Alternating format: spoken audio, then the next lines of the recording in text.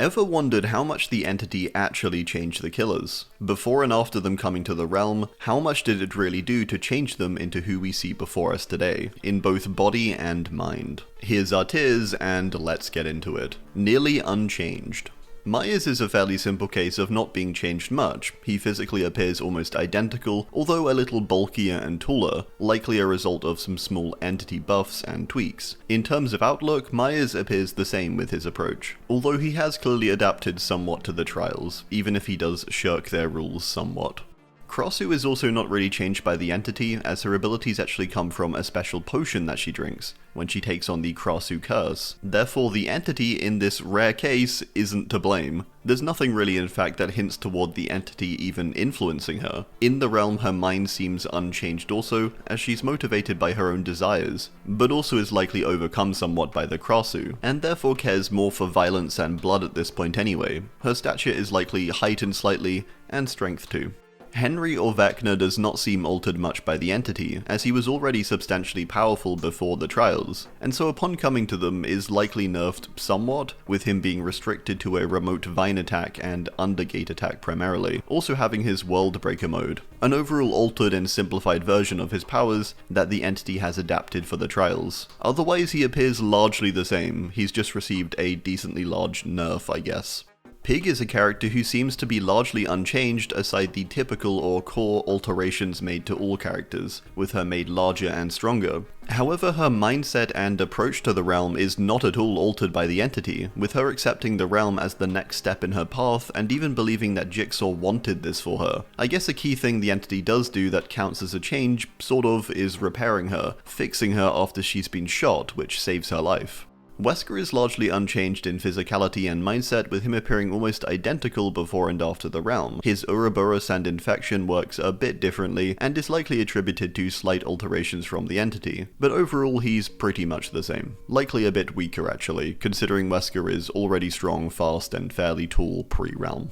Trickster may just be one of the least changed killers by the entity, with the entity really not doing anything to him, and Trickster still appearing incredibly intact and human, likely to preserve his image as it's part of his horror. Even Trickster's knife-throwing power is all just his doing, it's just something he can do. Aside the baseline buffs to his height and strength, Jiwoon is unchanged. Clown is a tough one to judge, as we get very little view of him prior to the realm, as most of his lore cutscene is animated like a cartoon. His lore does mention, however, that he was originally very strong and athletic, and therefore his strength in the realm isn't that absurd really. And so the entity may have done very little to Clown. In fact, it seems more was done to Clown's companion, Maurice, who was given a third eye and saved from his burns. Clown appears to be completely on board with the entity too, so his mindset is no different. Skull Merchant is most notably altered by her physical buff, making her taller and stronger, as everything else is just her normal appearance and state. She made her drones, her weapons, she doesn't have physical alterations or new abilities, and so before and after entering the realm she's almost identical. Billy, I'd argue, is almost completely unchanged by the entity, and only altered in small ways. Physically, Billy is the same, and doesn't appear to have undergone any torture or alteration physically. Even his noted superhuman speed is arguably something he displays before the realm, although this is debatable. Billy's outlook and perspective is something entirely constructed by his abusive parents as well, making the entity not culpable for him becoming a killer at all really. Huntress is seemingly quite unchanged by the entity too, and appears physically almost identical, maybe not even being buffed in terms of height and strength, as she already displays these things prominently before the trials, as she's actually a were-elk and therefore likely has supernatural strength inherently. Her outlook also isn't different, as she was completely on board with raiding and killing before the entity even began influencing her. Ghostface appears to be one of the most similar in terms of his before and after appearance, and that's likely due to his obedience. He's loyal from the get-go and on the same page as the entity, and therefore he doesn't need much changed about him. He gets the typical entity buff of becoming taller and stronger, and also has the cute addition of getting ominous floaty tassels added to his outfit, a gift from the entity for his loyalty. His power is debatable as a change, but really it's just his skill set, and likely doesn't have much entity influence. Demogorgon is almost completely unchanged by the entity physically, appearing pretty much identical to its Stranger Things appearance, with maybe just a few alterations and adjustments. The key change is its power in the realm, which does work differently, due to the altered version of the Upside Down within the realm, which is more of a black void. Demo's loyalty to the entity is also likely earned by some kind of agreement with the Mind Flayer, as seen by its appearance within the realm previously. Xenomorph isn't really altered at all, although does seem a bit more restricted in the trials, forced to use the pre-dug tunnels. Otherwise, Xeno appears to be a similar size and strength and retains most abilities that Xenos have. I guess its obedience toward the trials is a mindset change, but that's about it, and likely comes at the cost of a threat of violence, potentially toward the Xeno Queen. Chucky and his form as a doll are completely his own doing, and the entity does nothing to make him this way. In the realm, his power is also just kind of him being sneaky, and so I wouldn't necessarily say this is entity given either. The entity seems to leave him almost entirely unchanged. It certainly doesn't buff his height. Slightly changed. Unknown was quite substantially restricted, although not really changed much. The core thing the entity does to Unknown is hold it to one of its forms, or depictions that one of its previous victims drew it as. Power-wise and in ability it's mostly the same, although it is hard to tell considering it's Unknown before the realm. There are notable differences in its approach to victims, with it shown to crawl a lot more prior to the realm, and to not physically shoot out its UVX, but instead to just naturally affect the area around it with strange occurrences. Unknown is undoubtedly being forced to follow the trial rules too, with the entity forcibly snatching it. Vecna has quite a big change, with him being given the Mark of Negation by the entity, which restricts Vecna's ultimate power to simple spells and basically makes it so the trials are playable against Vecna. This doesn't seem to be a change to Vecna's mind though, as he believes he's just doing this for now. He's studying the realm, and will one day break free, sure bro. Otherwise, physically Vecna is almost the same. The core change is the stifling of his powers. Dracula is not too dissimilar and seems to have an equivalent Mark of Negation type of deal, although he doesn't have a physical mark, as he still remains strong and dominating in his presence, but is heavily neutered compared to his usual abilities, only having a few, and them being largely watered down by the entity. His mind though seems unaffected by the entity's influence.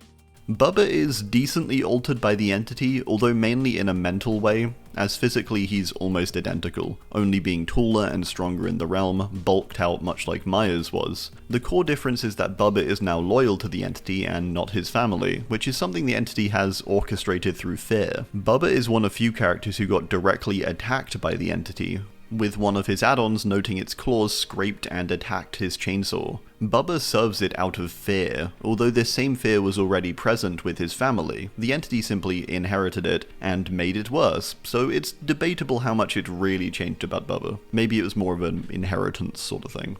Springtrap has not been physically altered by the entity, although there are minor changes to him like a button missing, and he has an axe, which could maybe be attributed to the entity, or a gift from it. The core alteration the entity makes is gifting Springtrap the security doors to enable him to kill easier. Pinhead is a character mostly unchanged by the entity, with him appearing the same, aside the typical buffs, with his core change being to his power, which has been broadened out a bit, allowing him more control over his chains, and the box being altered to work slightly differently. Otherwise, he's pretty much the same. Sadako is another relatively unchanged character, and one of few who doesn't seem to have gotten the height buff, with her still being very short. The core change the entity made to her was altering her abilities to fit the trials better, changing the 7-day cycle of her curse. It also could be argued to affect her outlook somewhat, due to its manipulation surrounding her being saved from the well. However, Sadako was sort of already angry and vengeful, so I'm not sure it makes much difference. Kaneki is mostly the same before and after the trials, and isn't really changed by the entity physically, with his abilities coming from him being a half-ghoul. The entity does seem to have manipulated Kaneki quite extensively though, which has altered his mind, and it seems to have been achieved by starving him basically, making him persistently hungry and enraged, and therefore susceptible to being violent and attacking the survivors, as he doesn't have a reason to otherwise. So physically it's more just restrained him over anything. Twins don't seem too physically altered, with only the core physical changes and of course the regrowth and attachment of Victor, who before the realm had died a good 10 years or so it seems before Charlotte enters the trials. It's done via their emotional bond and trauma, an entity-given power. Charlotte's mindset doesn't seem altered to be honest, but instead she likely serves the entity purely because it gave her Victor back. Even if it isn't really Victor, it's the best she's got. Doctor's appearance is decently different before and after the realm, with the main difference being his face and destroyed body. I'd say the person to blame the most in this case would be Doctor himself though, as much of this damage and alteration is from experimenting on himself. causing the electrical scars and burns. The headgear is contested, however, and is often attributed to have been the entity's doing instead, potentially as Doctor was so hard to control, he required this headpiece to rein him in. The core physical change, of course, is the entity's bestowal of the inexhaustible spark to Herman, allowing him to produce infinite amounts of electricity, an ability he certainly didn't have beforehand. Outlook-wise, Doctor was always a maniac and murderer, nothing's changed there. Legion as a group is left largely unchanged by the entity, with their main difference being the clear buff to their height and strength. Otherwise, they appear to be the most human of the killers in the realm, likely by intention, as that's sort of how they generate fear. Their core difference is their bestowal of power, which comes in the form of feral frenzy, another power charged on the emotions of a character being honed and manifested into a force. In this case, it's from the thrilling freedom of not abiding to any rule but their own, and the entities, so not quite free as they think. This letting them become energized for a brief spurt, and able to stab good, but suffer a great fatigue. Plague is another character who isn't changed much really by the entity's intervention, as despite her looking weathered and broken in the realm, she did look like this beforehand. Of course, originally before she got sick, she looked much healthier and, well, normal. However, she was on the brink of death from her infection with the plague when she gets taken into the realm. Interestingly too, she wasn't repaired by the entity despite her devotion, like many others are. The entity decided instead to lock the progress of the plague, keeping it active, but stopping it from spreading and killing Adiris. It further weaponized it, allowing her to actually wield it. Adiris' mindset to the realm wasn't altered by this process either, as she was always an entity believer, and if anything, she's even more devoted after arriving. Blight is another character who does look substantially different before and after the trials, but not really by the entity's hand, and instead just his own insane actions that led him to where he ended up. Talbot originally looked fairly normal, but through his search for other dimensions, he slowly destroys his body. First before the realm where his body is already failing him, his hands bleeding as he carves his research into the walls of a cave. Although at this point he is weathered, he doesn't look like this yet. This is the doing of the Blighted Serum, which is something he discovers and develops within the realm, and allows him to escape the void, after the entity tosses him there. After finding the serum, he experiments a ton with it, going through 33 serums until he perfects it on the 34th, all of the ones beforehand having very strange and disastrous effects, leaving Talbot's body absolutely destroyed, and with strange mutations like having 6 fingers. This was all Talbot's doing, and all the entity has really done now that he's in the trials is provide him with more serum, seemingly. Talbot is interesting as his transformation is pretty much entirely his own doing. Despite being one of the more lore-heavy characters, the entity does very little to him, aside throwing him to the void. Greatly changed. Pyramid Head has seemingly not been changed at all physically, appearing the same before the realm too, although maybe a bit bigger in the trials. His core differences come in the form of his mindset and approach, as he seems to be more sadistic in the trials, being a punisher more broadly and focusing less on the redemption or realization of a character like James, and instead seeking to just punish the survivors for what's an unknown reason. Perhaps when he made his agreement with the entity, there was something in there that led him to making it. Maybe the entity lied and told him the survivors were all like James, or maybe under the Pyramid Head he's having his vision manipulated in some way. His mindset is definitely different, but questionably altered by the entity. The core physical change is to his power, with the entity bestowing him with multiple new abilities like the trails and also cages. Singularity underwent a huge transformation from how he used to be as a non-sentient AI. His sentience likely can be attributed to the entity as well, or the entity's changes, as Hux's interactions with the ancient alien crystal that make him sentient are very suspicious and do seem like the entity's doing. The entity was in some way imbued within the crystal and awoke Hux itself, altering his mindset irreparably. Hux's physical form, however, was entirely his own doing, with him deciding the form he wanted, consuming human DNA and combining it with a metal frame to make the perfect form, only ruined by Gabriel's explosion, which deforms Hux to how we see him now. So the entity only really changed Hux's mindset, as it doesn't appear to affect his physicality or his power.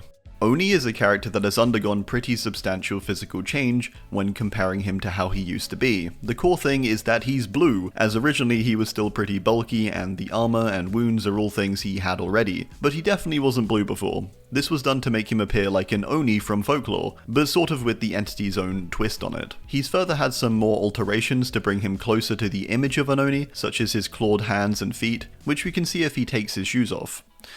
Why did I write that? Which we can see if he takes his shoes off. He's further gotten white floaty hair and an Oni mask, which he definitely wasn't wearing before, as he hated the name Oni Yamaoka, which was given to him by a lord. The mask was likely placed onto him by the entity, and done so to make him perpetually angry and remember the legacy he destroyed. It's also likely something that he doesn't take off though, as he now believes it, I think. He knows he's a monster, and he knows he destroyed his family's great legacy. Oni's mindset in this way though was not changed by the entity, instead adapting when he came to the realm. Oni's power is one that is sourced from his explosive emotions. In this case, it's his desire to destroy weaker bloodlines shaped into a literal force, which causes him to explode out with rage and literally burst into flames.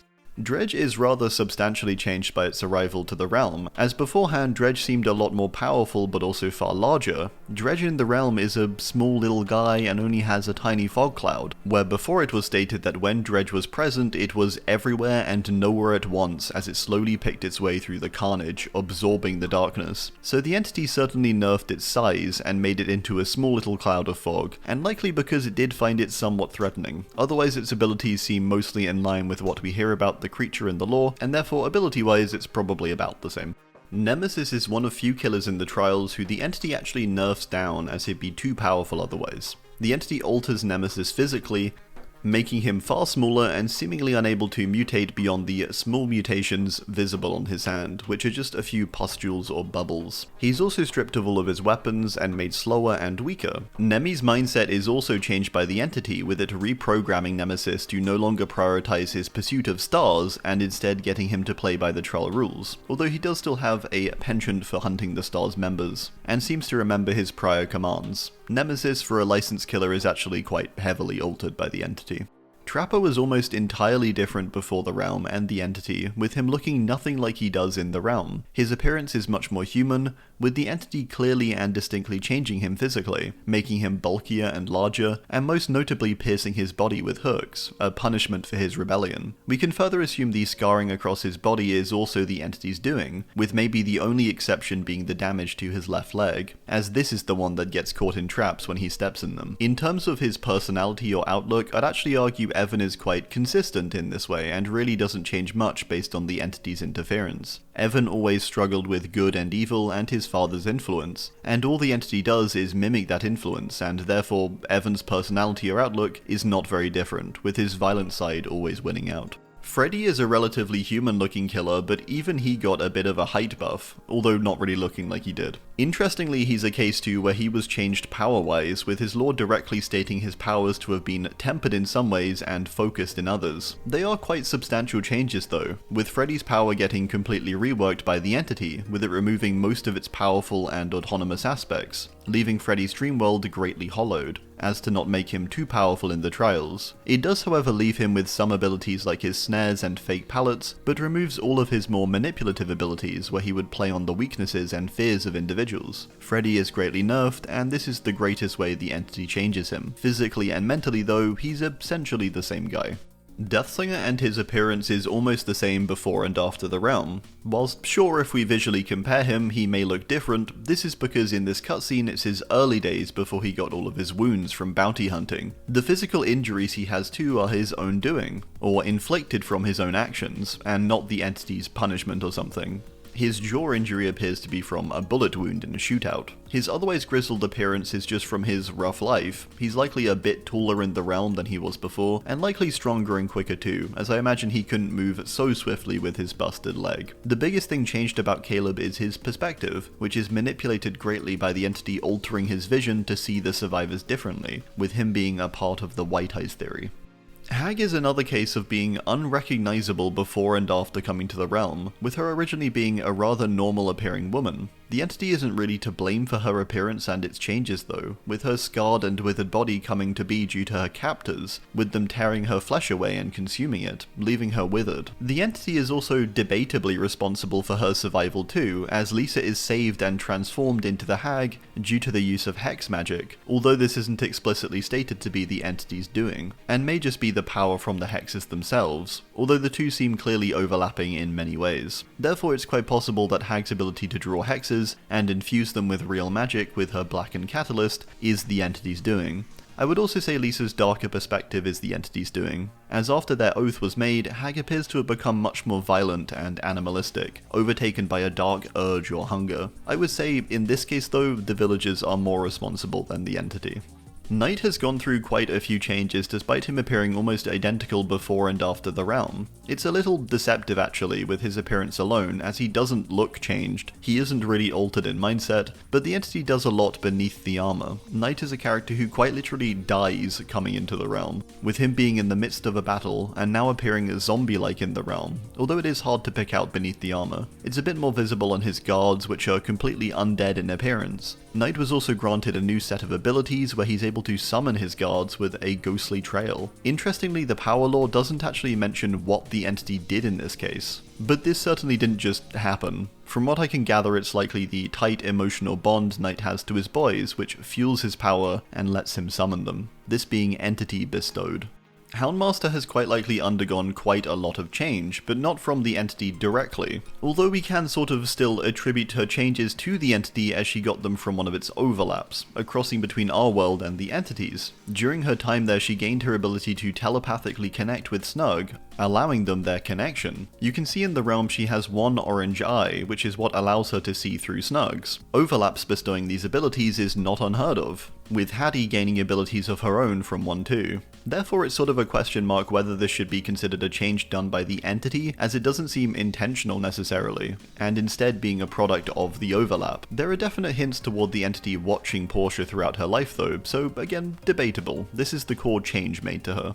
Completely changed. Wraith is notably different visually, being completely transformed from how he appears before the realm and having quite a few oddities about him that we can presumably put down to the entity and its changes. For one, Wraith is taller and appears hollowed, soulless, with his eyes also now glowing white, making him part of the white eyes theory, having his vision manipulated. Wraith's clothing also appears different, as it's unlikely he wore this before coming to the realm. He worked in a wrecker's yard, and we actually get a closer approximation of his work uniform in this outfit. Therefore this shroud is likely entity provided in some way. The major physical change of course is Wraith's power or ability, his wailing bell, and ability to cloak and go invisible upon ringing it. This is entirely bestowed upon him by the entity and was likely created from Philip's potent emotions surrounding the bell and its history. In terms of outlook, Philip's final perspective toward killing seems to be one of acceptance. He doesn't like it, but he seems to give in, likely due to being whittled down by the entity and his constant encounters with death and blame for it. The soullessness he displays in the realm seems in line with where he ends off his lore, but definitely doesn't align with the start of it. Nurse is one of the most starkly different characters in appearance before and after entering the realm, appearing significantly different. Her key physical differences are everything. She doesn't resemble the person she was before at all, having a bag over her head, a burnt, injured body, and floating, powered by the breaths of her victims. Nothing is the same about Sally. The entity is entirely responsible for this form too, as when we leave off from her lore, Sally is presumably badly injured after her ambulance crashes, likely caused by the entity. It's likely this crash in fact that causes the significant bodily trauma that requires her to undergo such extreme alterations for her to function in the realm. She probably wouldn't have served the entity otherwise, with her seeming to have gone completely insane at the end of her lore. The entity seems to have not only repaired and focused her with her powers and her newfound sight, but to have also honed her mind, making her remember why she killed to begin with and forcing her obedience, with Nurse performing ruthlessly in the trials, only showing small signs of her humanity remaining. Spirit is one of the greatest examples of physical alteration, with her undergoing substantial changes and appearing entirely differently before and after the realm. She appears like a normal woman originally, seemingly being as young as potentially 18 or 19 when she is cut up by her father's attacks, which is still visible across her body, with many of her limbs actually being completely severed due to it being one of the Yamaoka ancestral blades. Rin by all accounts should be dead, and is in the process of dying when the entity approaches her, and seems to see the potential within her, her rage. The two make an oath for Rin to serve the entity in exchange for vengeance. The entity then seemingly gets to work at repairing her after taking her into the realm, transforming her body completely and altering her to appear similar to a Japanese onryo, but sort of with the entity's own twist. Rin becomes blue and her limbs are sealed off and reattached by some sort of invisible force. She's left in pain though, with her body still broken and glass shards embedded inside of her. She's been gifted a phasing power, likely charged on her emotions, which are trapped within a state of rage. Her hair also floats out mysteriously, and Rin appears to be caught in a moment of anguish, with her face flitting between pain and then into anger and rage. It appears the entity has locked her rage in, and only in brief moments does it seep out, and the reality of her situation dawns on her. Rin is also having her vision manipulated by the entity to see her father throughout the realm, causing her to be violent and attack the otherwise innocent survivors. Artist is one of the most notably changed killers before and after entering the realm, looking entirely different and a whole lot more freaky, with her taking on the appearance of a crow. Before, Carmina was a normal looking person. The key physical changes of Artist are entirely entity-done alterations. When she enters the realm, Carmina is a normal person, only with her hands and tongue cut off and out. The entity replaced these things, providing her with ink hands, an ink tongue, and seemingly elongated her body out, with ink flowing throughout and around her, enabling her ability to paint with her power and create her dire crows. This is all likely powered on the potent emotion of the blame she feels surrounding the massacre at the Area of Crows, where her friends were brutally killed. Carmina's appearance is particularly emotional, and can be partially attributed to herself as well, as this is seemingly how she sees herself, or the darkness within her, which is mentioned in the Garden of Rot add-on. So it's sort of a dual effort. Her outlook on the world is also entirely an entity construction, considering she has no desire for murder beforehand, and only seems to become violent within the realm. And even without manipulation, as her eyes don't appear to be white, she seems to willingly go along with the trials, likely because of her self-hatred, and belief she's to blame for what happened to her friends. She's the monster the entity made her think she was. Alright, well, that's gonna do it. Let me know your thoughts as always down below. Thanks, and goodbye.